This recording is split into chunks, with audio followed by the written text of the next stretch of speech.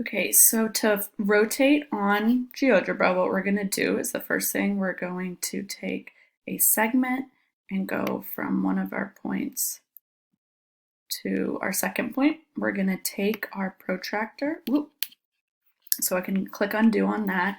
And then when I want to move the protractor, I need to click the move button.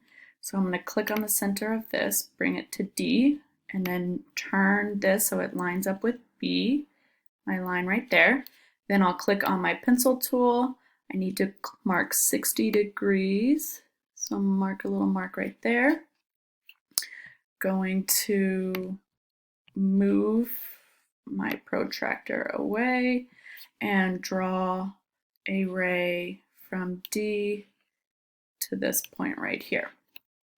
All right, then I will make a compass, and I will always start at D, come to B, and then click on D again. And I'm going to put a intersection point of the ray and the compass, and that will be F. All right, I'm going to do that again. So I'm going to do a segment from A to D, click on the move tool, bring my protractor over, line it up with D, line this up with A, use my pen to mark a 60-degree mark. It's a little bit off, that's okay, no worries. Use my move tool to move my protractor out of the way. Click on the ray up here, go to D.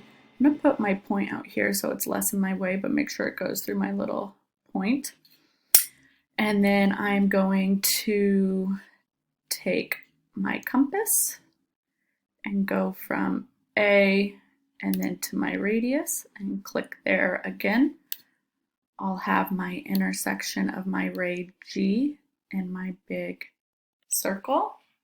And then I'll do this one last time.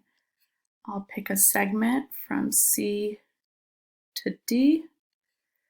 I will take my compass. Oop, did that wrong. Click undo. Take my move tool. Pick this, drag it over to D. Turn to 0. Okay, make a mark at 60. Move my compass away.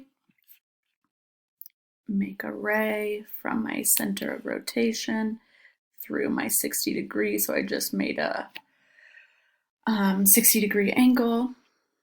Now I'll take my compass. I'll start at C. I want my center to be at D. Oop, click again on D, and then find my intersection of my big circle and that ray. It's J up there. So my last thing, I can either make a polygon with these points, or I can use the segment tool. I'm just going to make a polygon from H, F, and I up there, and click like that. All right, and that is how I make my rotated shape. I notice it's the same size, same shape, so I know it's congruent and it's a non-rigid function. So I know I did it correctly.